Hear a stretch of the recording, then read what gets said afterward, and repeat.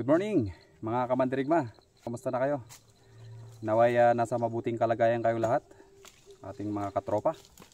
Ngayon, iba naman tayo sa karaniwan nating ginagawa. Diba, karaniwan nating ginagawa ay sa travel and pagluluto sa mga menu na ating natututunan habang tayo paikot-ikot, palibot-libot sa ating trabaho. Ngayon naman, pagdating naman sa finances ang ating usapan. Ako, inaamin ko sa sarili ko na pagdating sa finances, mahina ako. Ang tagal-tagal na natin sa serbisyo pero wala pa tayong masyadong naipunda. Inganyo rin ako dahil sa aking senior rin na isa na nakita ko na nag-invest sa larangan na ito sa pag-dragon fruit. Ito yung bago natin na itanim. Shoutout sa iyo, Master Tutor.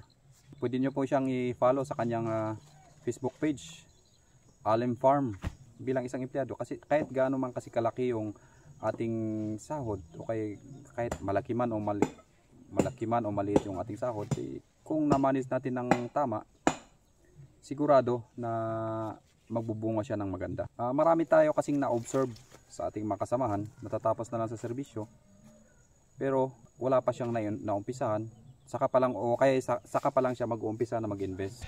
At ito nga, sa ating mga viewers, kung may mga knowledge pa kayo na pwede ninyong idagdag sa atin para mas lalo pang ma-improve natin yung farm natin, is pwede ninyong i-comment below.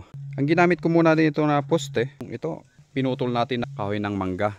Ito muna yung temporary natin na poste, first time natin na pero may balak naman tayo kung maganda yung umpisa niya ang sibol ngayon. Habang ituloy-tuloy natin, lalagyan ng poste lahat yan. Kung maganda yung sibol ngayon, i-concrete natin. Gagawa tayo ng concrete o kaya yung tubo na lang. Naglagay tayo ng 4 puno ng dragon fruit. Nakuha natin ito last week. May tumutubo na yan. Saka natin inilagay dito palibot ng ating puno yung poste. Bali 4 yan na piraso. Tapos tinalian natin para mag-lock na muna siya. Tapos dahil nga itong bukid natin is medyo madumi at saka medyo hindi pa natin masyadong nalinis. At saka ang dami tayong alagang manok. Lalagyan natin ito ng screen.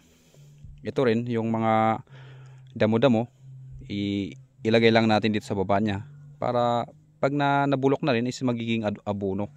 Yung mga nilagay natin dyan na lupa is ito, bahay ng anay.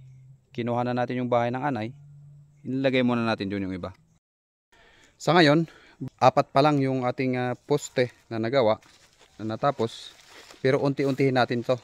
Naway subaybayan nyo yung ating paggawa at sana kung may mga nalalaman kayo tungkol sa bagay na ito ay i-comment nyo sa ating comment section para ating mabasa at ating matutunan para lalo pa nating ma-improve yung ating inumpisahan na farm. Okay? Yan muna sa ngayon at maraming salamat sa inyong pagsubaybay. Mabuhay po at ingat po tayong lahat.